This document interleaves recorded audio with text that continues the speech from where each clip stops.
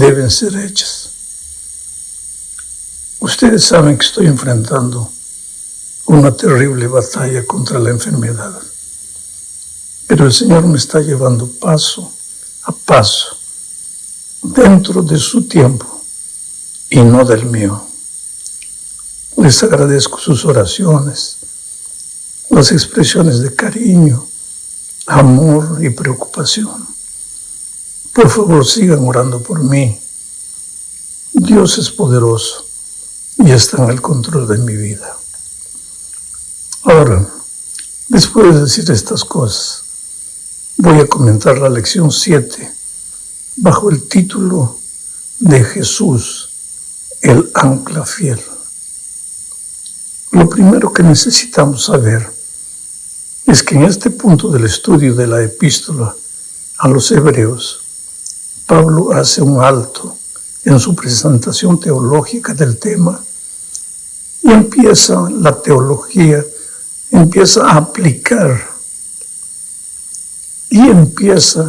aplicar la teología a la vida práctica de la iglesia. Tal vez no se perciba con facilidad, pero la iglesia, mientras estemos en este mundo, será afectada por 3 influencias. La primera es la palabra de Dios, su teología, sus enseñanzas, sus instrucciones. Sin embargo, hay un segundo factor que influye en la formación o muchas veces en la deformación de la iglesia, y son las circunstancias que la rodean, las pruebas de la vida, las situaciones difíciles que el enemigo levanta para desanimar al pueblo de Dios, para hacerlo sufrir, para hacerle perder la fe. Mi pregunta es, ¿cómo reacciona la iglesia delante de los embates de la vida? ¿Se desanima? ¿Pierde la fe? ¿Cree que se ha equivocado al entregar la vida a Jesús? Recuérdate que cuando digo cómo reacciona la iglesia, me estoy refiriendo a ti. ¿Cómo reaccionas tú delante de los embates de la vida? Bueno, Pablo les recuerda a los hebreos que ellos resistieron con fe las situaciones difíciles.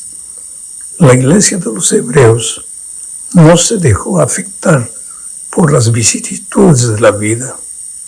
El diablo vino contra ellos como un león rugiente, buscando destruirla. Pero los hermanos hebreos reaccionaron con fe.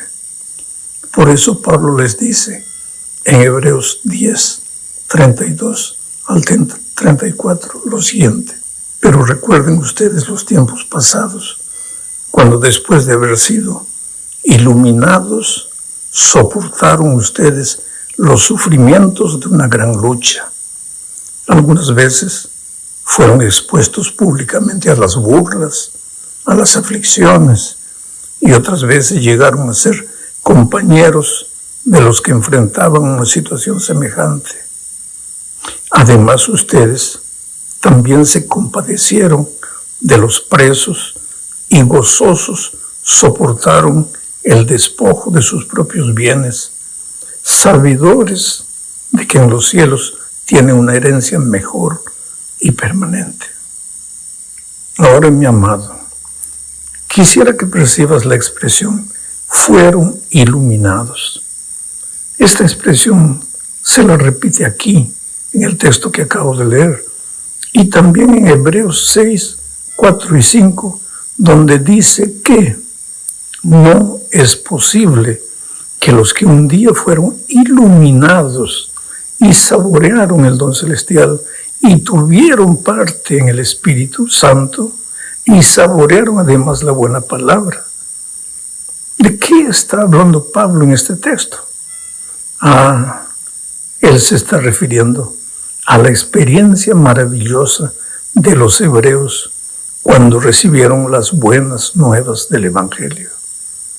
Primero, ellos fueron iluminados. Recuerda esta palabra, iluminados.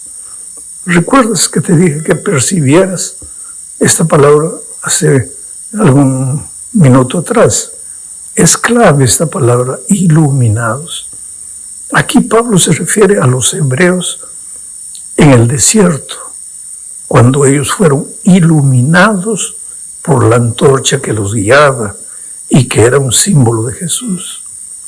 Ellos también, los hebreos en el desierto, como los hebreos a los que Pablo escribe en sus días, los hebreos del desierto también saborearon el don celestial en el maná. O sea, gustaron la palabra, la recibieron con alegría y se regocijaron con ella. Y todo esto fue maravilloso. Pero hay una tercera característica de la iglesia de los hebreos, y es que ellos tuvieron parte en el Espíritu Santo. Eso es lo que el texto que leímos dice. Esto es clave, ¿sabes? Aquí se está hablando del Espíritu Santo. No hay cómo huir del tema.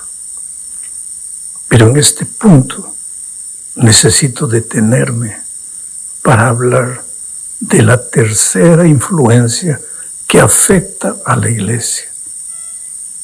Recuérdate que la primera es la palabra de Dios, las instrucciones divinas.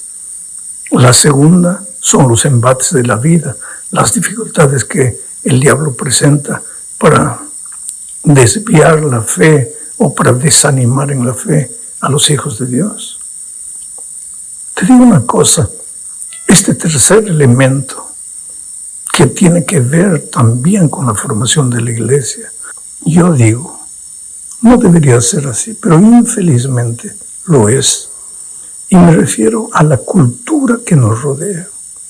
Siempre fue así a lo largo de la historia. La iglesia vive en este mundo, eso es inevitable, de una u otra forma. Aunque no querramos, somos influenciados por la cultura en la que vivimos. Disfrutamos del compañerismo de los hermanos durante el sábado en el templo. Nos regocijamos cantando, alabando el nombre de Dios, estudiando la palabra de Dios, conviviendo con los hermanos. Pero ese es un día. A lo largo de la semana somos bombardeados por la cultura que nos rodea. Y esta es una cultura que se propaga con una velocidad alucinante a través de las redes sociales. ¿Y cuál es la cultura de nuestros días? Pues es una cultura dominada por el humanismo moderno, que es el caldo de cultivo del pluralismo y del relativismo. ¿Qué enseña el pluralismo? Que no hay una sola manera de pensar, ya que cada ser humano es un ser libre y pensante. Consecuentemente, no puede haber una sola verdad, sino muchas verdades. Y entonces la verdad no es absoluta, sino relativa. Quiere decir, cada uno tiene derecho a tener su verdad y decidir lo que desee. Solo que eso no es lo que la Biblia enseña. La Biblia enseña que Dios es absoluto y eterno. Jesús dijo que Él es el camino, la verdad y la vida. Y tú sabes que no existe nada más absoluto que el propio Dios. Por eso sus enseñanzas son eternas. Sus principios y sus valores también. Y los hebreos del tiempo de Pablo, que al principio de su experiencia cristiana se habían deleitado en el mensaje divino, habían sido iluminados y habían gustado de la palabra. Ahora, sin percibir, estaban siendo afectados por la cultura donde cada uno escogía su propia verdad. El pueblo, la cultura, la gente de afuera no tenía más en cuenta lo que dice la Escritura y lo que dice el Espíritu Santo, peor todavía. Este es el punto en el versículo 4. Pablo dice, no es posible que los que alguna vez fueron iluminados y saborearon el don celestial y tuvieron parte en el Espíritu Santo. Aquí Pablo está hablando de no hacerle caso al Espíritu Santo, de resistir el trabajo del Espíritu, que es guiarnos a la verdad. ¿A qué verdad nos guiará el Espíritu si cada uno escoge su propia verdad? Por eso los versículos 4 y 6 son claros. Dice, no es posible que vuelvan a ser renovados. O sea, es imposible. ¿Quieres un ejemplo de algo imposible? Coloca la cabeza dentro de un balde de agua y quédate media hora sin respirar. Eso es imposible. Bueno, Pablo dice que es imposible que al que se endurece contra el Espíritu Santo, que esa persona sea renovada. Y Pablo aclara que eso sería volver a crucificar al Hijo de Dios para ellos mismos y exponerlo a la vergüenza pública.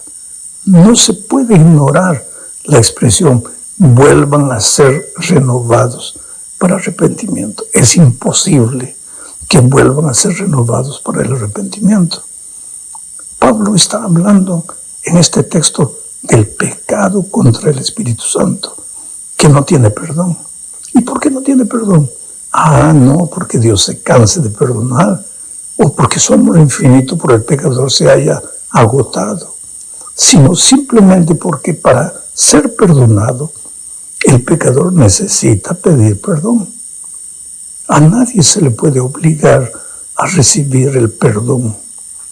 El perdón es una dádiva de la gracia divina, pero la persona debe querer ser perdonada.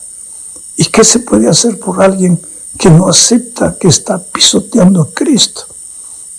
Por alguien que por causa de la cultura puede estar en la iglesia, inclusive, pero no hace las cosas como la Biblia enseña, como Dios instruye, sino hace las cosas guiado por su manera de pensar, llevado por su cultura. ¿Qué se puede hacer por alguien que puede, como dije, inclusive estar dentro de la iglesia, pero ha fabricado sus propios valores sin tener en cuenta lo que el Espíritu le habla a través de la Biblia? Simplemente no es posible que sea perdonado. ¿Por qué? Porque para él todo está bien. Porque él se ha acostumbrado a jugar con los conceptos divinos, a racionalizar. Por eso Pablo vuelve a decir en Hebreos 10:22, acerquémonos con un corazón sincero y con la plena seguridad de la fe, con el corazón purificado de una mala conciencia y con el cuerpo lavado en agua pura. Aquí Pablo menciona una mala conciencia. La conciencia no es la voz de Dios, pero el Señor nos habla muchas veces a través de ella. Cuando no se ha vuelto todavía mala, cuando la conciencia todavía escucha lo que la palabra de Dios dice. Ahora, en este punto es necesario aclarar que Dios no le ha dado una buena conciencia solo a los que conocen su palabra. Recuérdate que escribiendo a los romanos, Pablo declaró en Romanos 1, 18 al 25, el texto es largo, pero necesito leerlo. Dice, la ira de Dios se revela desde el cielo contra toda impiedad y maldad de quienes injustamente retienen la verdad. Mira, de quienes injustamente retienen la verdad. Quiere decir, manipulan la verdad, hacen lo que quieren con la verdad. Sigo leyendo. Para ellos, lo que de Dios se puede conocer es evidente, pues Dios se reveló.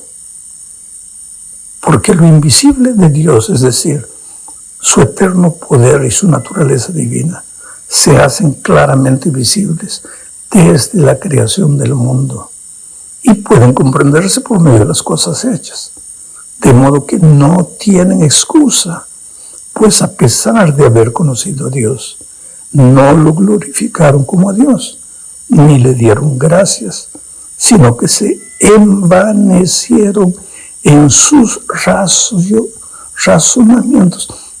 Esta frase es clave. Se envanecieron en sus razonamientos y su necio corazón se llenó de oscuridad. Aunque afirmaban que eran sabios, se hicieron necios y cambiaron la gloria del Dios inmortal por imágenes de hombres mortales, de aves, de cuadrúpedos y de reptiles. Por eso Dios los entregó a los malos deseos de su corazón y a su impureza, de modo que degradaron entre sí sus propios cuerpos. Cambiaron la verdad de Dios por la mentira y honraron y dieron culto a las criaturas antes que al Creador.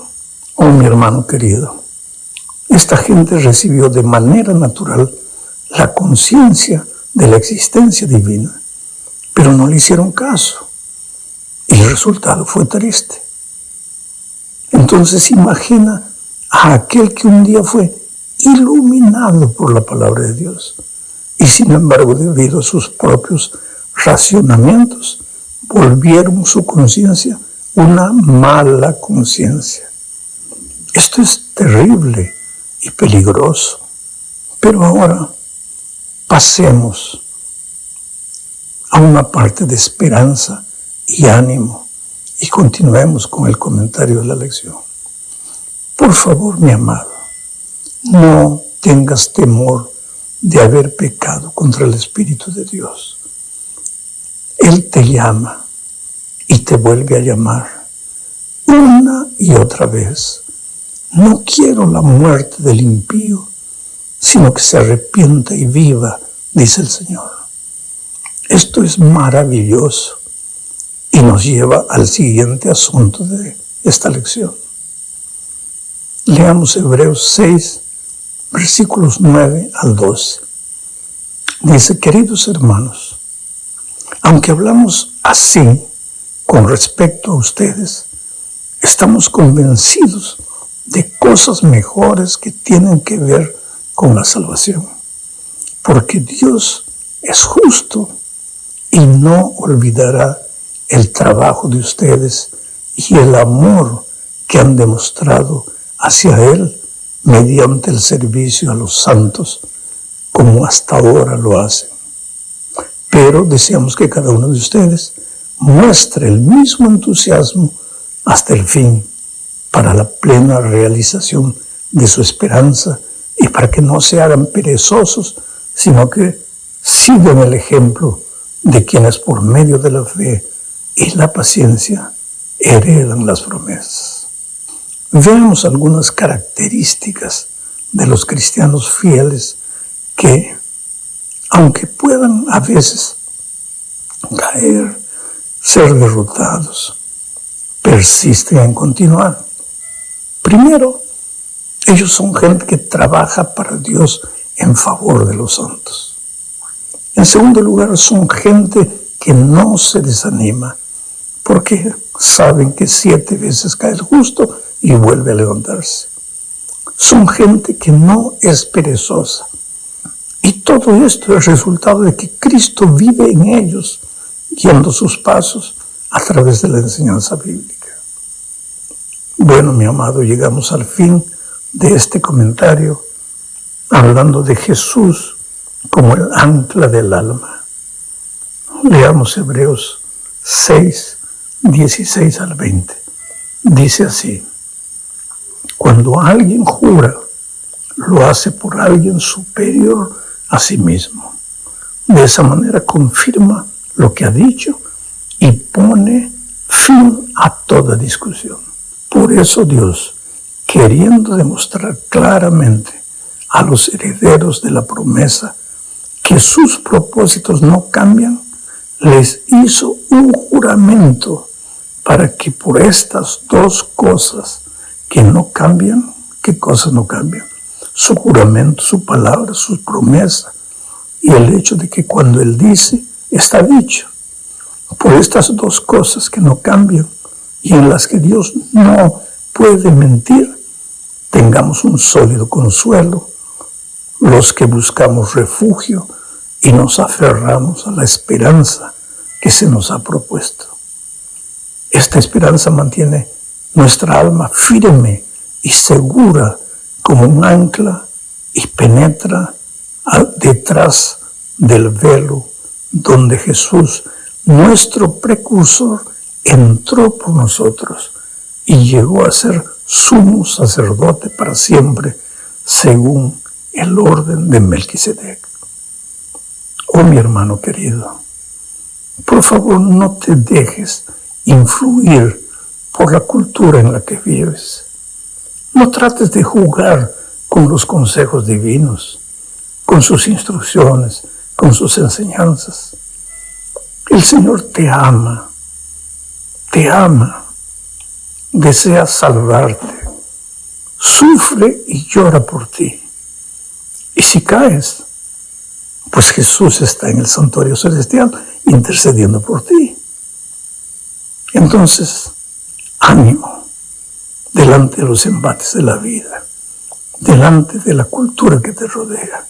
Tú aférrate a las instrucciones divinas, lee, asimila, agárrate de las promesas divinas, cobra de Dios las promesas divinas.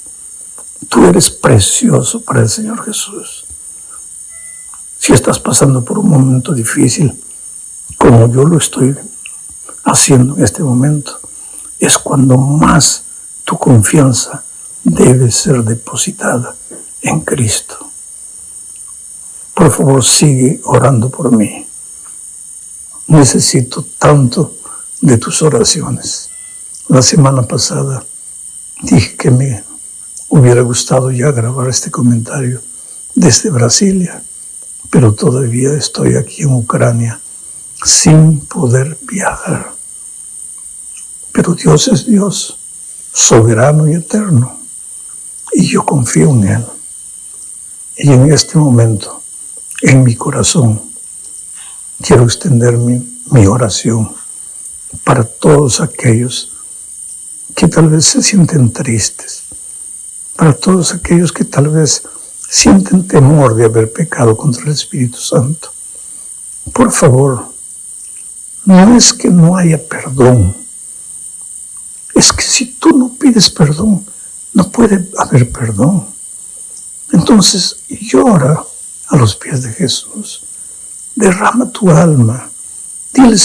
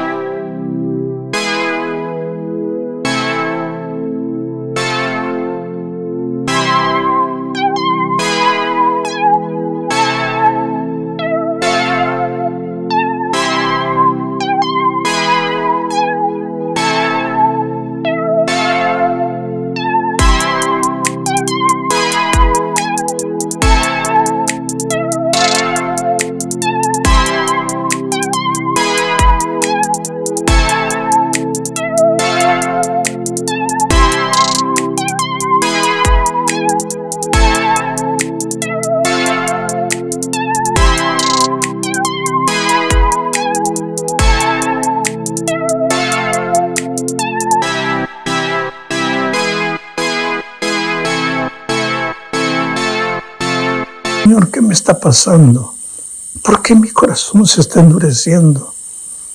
Y el mejor remedio para todo eso es abrir cada día un versículo de la Biblia y meditar, digerir ese versículo, aplicarlo a tu experiencia, a tu vida propia.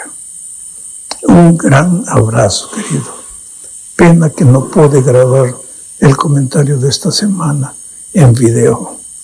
Lo estoy haciendo en el cuarto del hospital, solo con mi celular, pero no quería que el comentario de esta semana, quiere decir el comentario de la escuela sabática, que durante 25 años salió sin parar, parase ahora por causa de esta enfermedad. Un día les voy a contar, cuando salga de aquí, cómo nacieron estos comentarios. Hace 25 años atrás, ¿por qué razón existen los comentarios? ¿Por qué comencé a grabar estos comentarios? Es una historia bonita. Y también cuando salga de aquí, les voy a contar las maravillas que Dios está haciendo por mí. Aquí mismo, en el hospital, yo ya he visto la mano poderosa de Dios obrando en la vida de gente que estaba en una